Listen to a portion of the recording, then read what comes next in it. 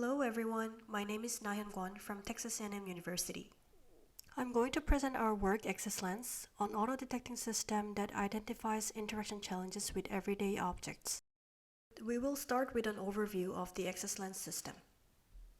AccessLens is built upon the novel datasets AccessDB and AccessReal to train on inaccessible object detector for indoor scenes. We also introduce AccessMeta, a taxonomy that helps categorize assistive functions of 3D assistive augmentations, thus supporting users in obtaining tailored suggestions for their environments. By combining these two subcomponents, we present AccessLens an end-to-end system that detects inaccessibility from indoor environments for inexperienced users. Now, let's start with the motivation for our work.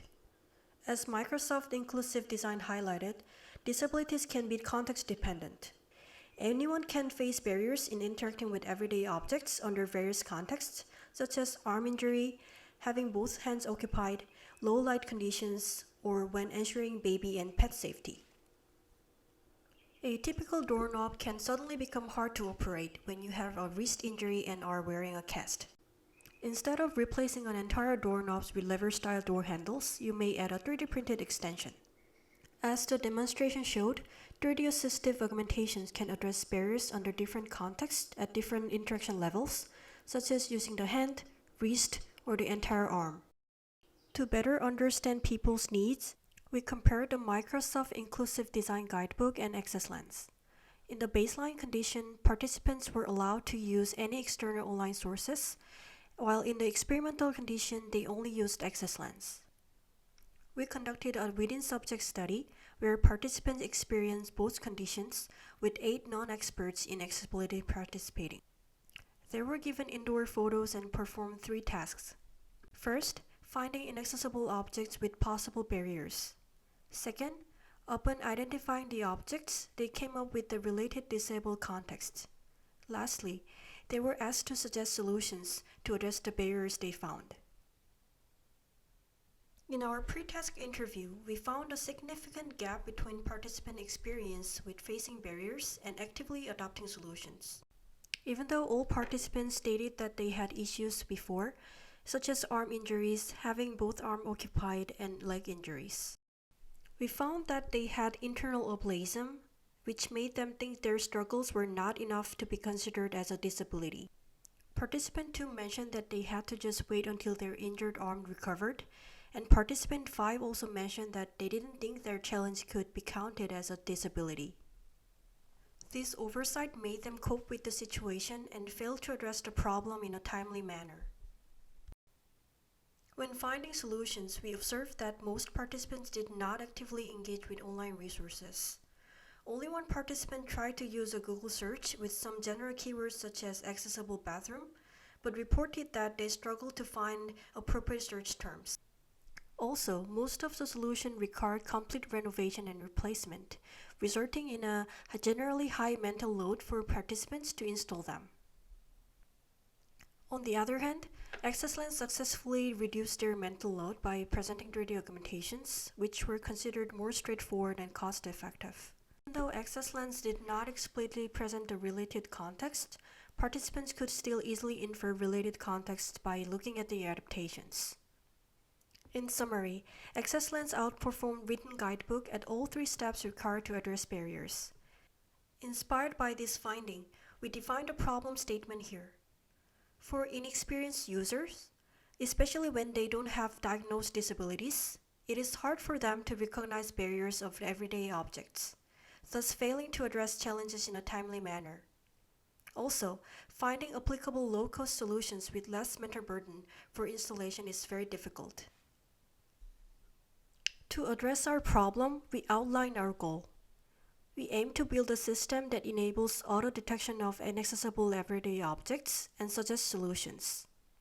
However, there are 2 major challenges.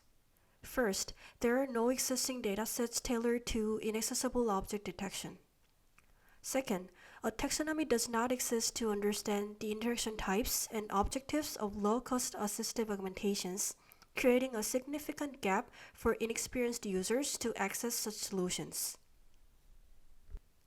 We will introduce the first challenge here, the lack of a dataset for inaccessible object detection. Different types of objects often pose different challenges, mainly due to varying interaction needed. However, no existing dataset provides such granularity.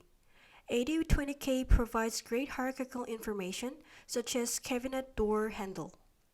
Still, we would like to take one step further to small bar handle, large bar handle, lever handle, etc.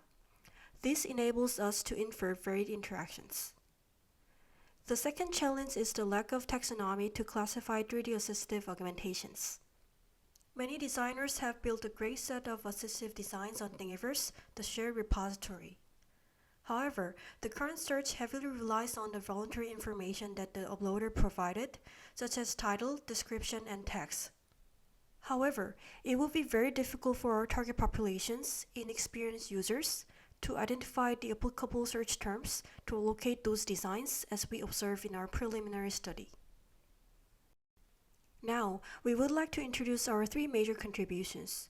The first contribution is AccessDB and AccessReal, the novel datasets for inaccessible object detection.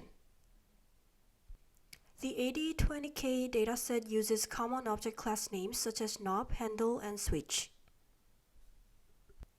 In AccessDB, we identify the types of objects as shown here. This enables us to infer the required unique interactions. We re-annotated 6 common object classes from the AD20K dataset. From these 6 common object classes, we expanded them to 21 inaccessibility classes that can specify needed interactions and barriers. AccessDB contains around 2,000 indoor images with about 10,000 objects re-annotated with 21 inaccessibility classes. We also provide the AccessReal dataset built for testing, and it contains 42 high-resolution and modern indoor images with around 400 objects annotated. We trained an off-the-shelf detector with AccessDB, and it showed good performance in detecting small occurrences of inaccessible objects in indoor scenes. Please refer to our paper for more details and numbers. Our dataset is available for public access on our dataset website. The second contribution is AccessMeta, a novel metadata to categorize 3D assistive augmentation. There are 3 categories: actuation, indication, and constraint.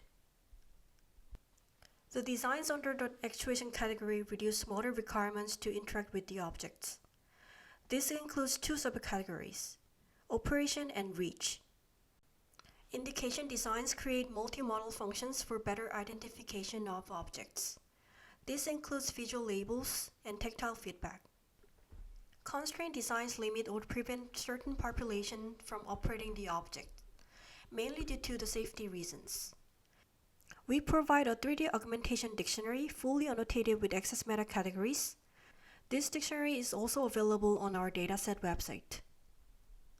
Lastly, our third contribution is AccessLens, an end-user toolkit for inaccessibility detection and solution suggestions.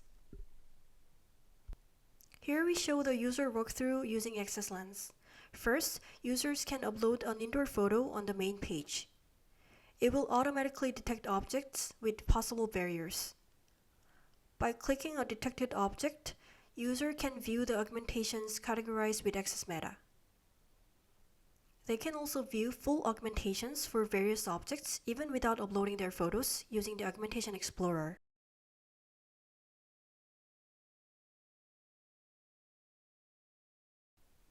Finally, we would like to present how we evaluate AccessLens. To assess how acceptable AccessMeta categories are for a wider population, we let crowd workers annotate designs in our 3D augmentation dictionary using Amazon Mechanical Turk. Each augmentation was labeled by 3 different workers. The crowd workers' annotation achieved an 83% match with the ground truth provided by our research team, which indicates a fairly good acceptance of AccessMeta. Although not many in numbers, a few workers suggested new categories outside of AccessMeta for some designs, such as safety, support, stabilizer, and protector. These indicate that AccessMeta can also be expanded through community inputs as we discover more diverse contexts and objects. To evaluate the end-to-end pipeline using AccessLens, we recruited 6 participants. Most of them did not have any prior experience with 3D printing and accessibility, while one participant had expert knowledge in 3D printing and moderate experience in accessibility research. All participants reported that photo taking and uploading was very straightforward and easy, not having any obstacles.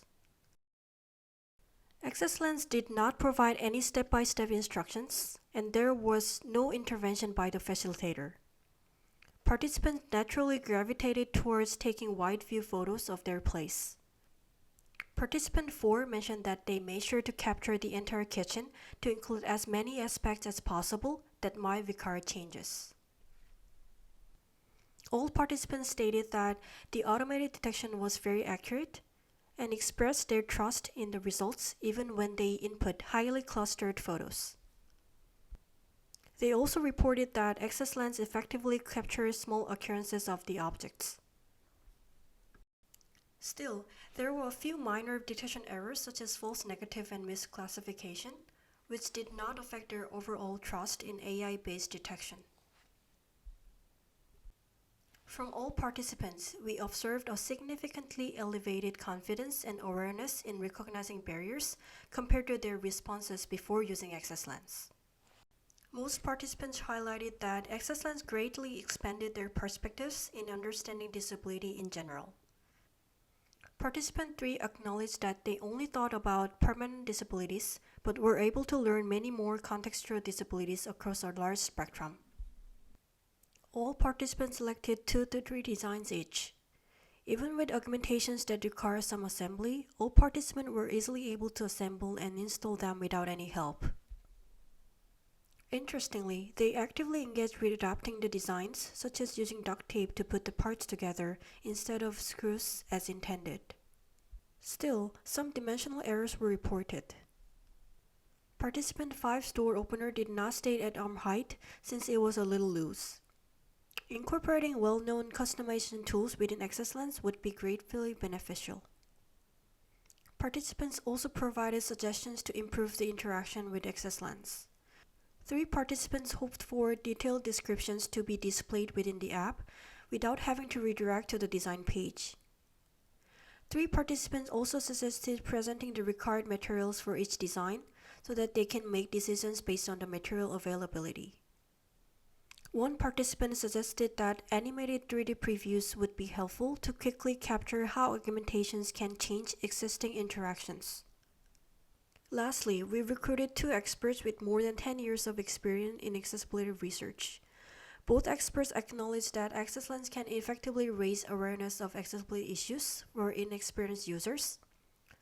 For further improvements, the experts provided invaluable feedback. This includes more explicit explanation to help users build an understanding of context instead of the current implicit contextualization by showing adaptations, especially for people with specific needs. The expert also suggested user-based customization by collecting disability types and prioritizing and filtering out the results accordingly.